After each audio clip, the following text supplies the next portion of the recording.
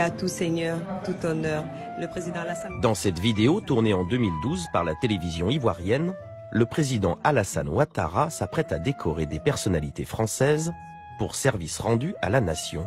Le ministre français de l'Intérieur, M. Claude Guéant, messieurs Martin Bouygues, Vincent Bolloré, Pierre Castel.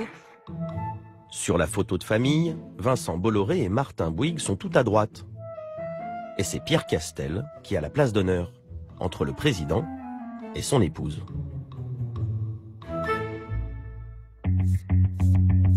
Aujourd'hui, Castel est présent dans 23 pays du continent, dans la plupart en situation de quasi-monopole. L'Afrique génère 4,5 milliards d'euros de chiffre d'affaires.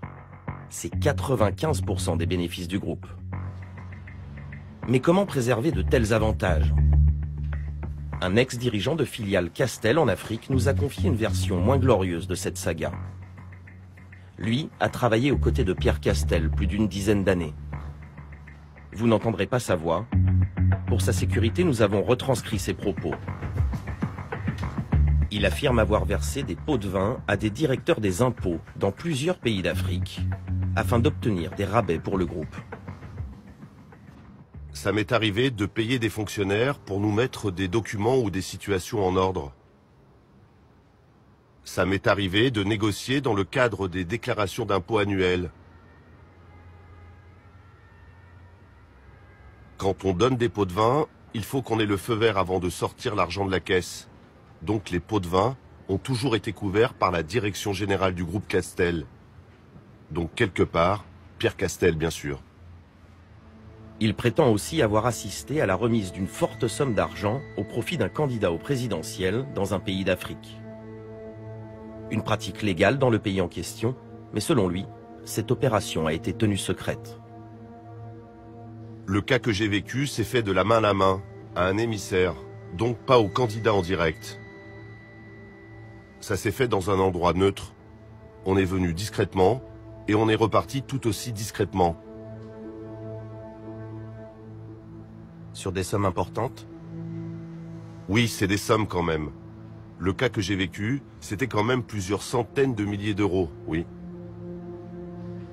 On ne sait absolument pas à quoi sert cet argent. On ne peut absolument pas faire un suivi. Il n'y a pas de reçu, il n'y a pas de témoin. Donc c'est impossible à recouper. Et puis par essence, il n'y aura jamais de preuves. D'après notre témoin, cette scène se serait déroulée entre 4 personnes seulement. Nous ne pouvons en dire davantage sans le compromettre. Ces accusations graves, nous avons tenté de les vérifier auprès du groupe Castel, mais il a refusé de nous répondre. Le groupe n'aime pas avoir à rendre des comptes. Il n'est pas coté en bourse, ce qui l'autorise à ne pas publier ses bilans comptables. Ça n'a pas arrêté Olivier Blamangin, ancien syndicaliste spécialiste de l'Afrique. Pendant plus d'1 an, il a collecté et épluché toutes les données publiques de l'entreprise et de ses filiales. Et voici le résultat. Un schéma complexe avec toutes les ramifications connues du groupe en 2016. Vous avez ici une représentation du groupe Castel, présent dans une 50aine de pays, qui est figuré ici de façon simplifiée. C'est à peu près 240 filiales à travers le monde. Donc en 50 ans, on est passé d'une petite entreprise familiale à un empire mondial. Les cases roses représentent les branches de l'activité vin de l'entreprise. En jaune, c'est l'activité bière. Le reste est principalement constitué de sociétés d'investissement immobilier et de matières premières. Le bénéfice net après impôt du groupe oscille entre 700 millions et 1 milliard d'euros annuels. C'est un marché extrêmement juteux et sans doute le plus juteux des marchés au monde. Des bénéfices gigantesques dont une partie transiterait, selon Olivier Blamangin, par des holdings domiciliés dans des paradis fiscaux.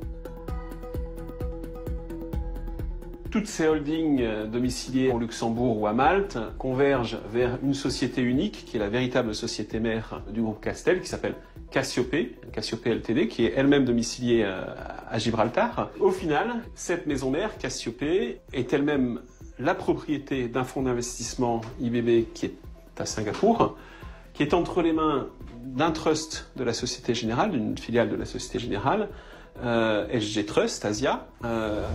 Stop. Vous n'avez rien compris? C'est normal. Ce qu'il faut retenir, c'est qu'au bout d'un long voyage, l'argent atterrit à Singapour, où l'impôt sur les bénéfices étrangers est égal à 0. Évidemment, l'objectif de l'ensemble de ce montage en poupée russe, avec des holdings au-dessus, une maison mère dans un paradis fiscal, une autre dans un autre paradis fiscal, on est très clairement dans une stratégie d'évitement de l'impôt. Une pratique légale d'optimisation fiscale très efficace. Selon Olivier Blamangin, entre 2010 et 2017, c'est un peu plus d'1 demi-milliard d'euros dont on perd la trace après Singapour. Là encore, aucune réponse du groupe Castel. La fortune du magnat de l'alcool est estimée aujourd'hui à 12 milliards d'euros.